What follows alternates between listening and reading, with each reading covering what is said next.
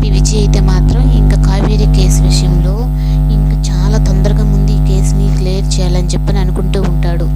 ఈ లోపల ఇంకా తన కోసం అయితే ఇంటి దాకా వచ్చేస్తే తను అడిగిన క్వశ్చన్స్ అన్నిటికీ తనైతే సమాధానం చెప్తుంది. కానీ ఎక్కడ తడబడకుండా చెప్తూ ఉంటుంది. కానీ ఇంట్లోకి వెళ్ళిన తర్వాత భారతంతో ఆంటీ ఇంకా పోలీసులు అయితే ఇంటి దాకా వచ్చేసారు, నా కూతురికి నేను మళ్ళీ దూరం అవుతానేమో అని ఏడుస్తూ చెప్తుంది. ఈ లోపల అయితే ఇంక ఏసీపీ విజయ్తో కావేరి మాట్లాడడాన్ని చూసి బాలరాజ్ అయితే ఇంకా భారతమ్మకు ఫోన్ చేసి మాట్లాడతాడు. అప్పుడు ఇంకా తనతో మొత్తం జరిగిన విషయం మొత్తం చెప్తుంది.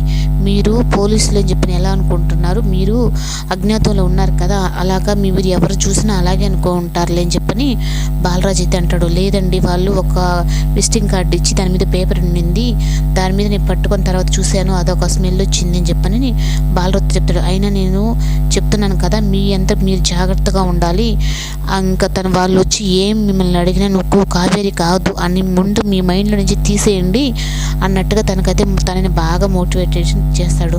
ఈ లోపల చిన్ని అయితే పక్కన వాళ్ళు ఆంజనేయ స్వామి గుడికి వెళ్ళారంటమ్మా, ఆ దండ తెచ్చారు, నీకు కడతాను అని చెప్పానంటే ఇంకా చిన్ని నువ్వు నా కోసమే కదా ఆలోచిస్తావని చెప్పని కట్టమ్మ అంటుంది.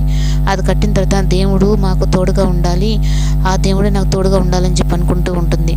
కానీ ఏసీపీ విజయ్ అయితే మాత్రం కావేరిని ఎలా అయినా పట్టుకోవాలని చెప్పని ఆలోచిస్తూ ఉంటాడు. ఇంకా స్పందన అయితే ఇంకా నిఖిల్ విజయ్ని ప్రేమిస్తున్నట్టుగా చెప్తూ ఉంటే ఇంకా తనతో అయితే తన గురించి నిజమైతే చెప్పేస్తాడు.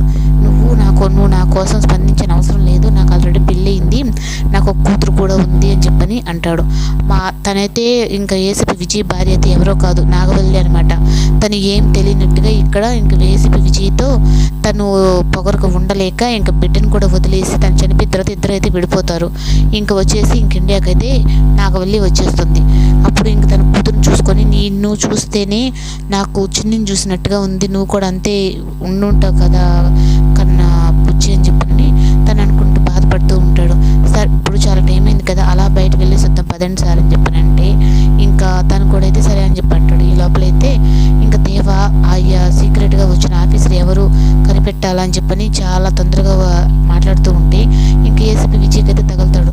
ఏంటి ఈ ఏరియాకి అంత కొత్తగా ఉన్నావు, ఎవరు నువ్వు అని చెప్పనంటే నేనేమి ఈ ఏరియా కొత్త కావచ్చు కానీ గొడవలకైతే కొత్త ఏమి కాదు అని చెప్పని తనతో వాగ్దానానికి దిగుతాడు. కానీ నాగవల్లిని అయితే చూసిన తర్వాత ఇంకా ఏసీపీ విజయ్కి చాలా కోపం వస్తుంది.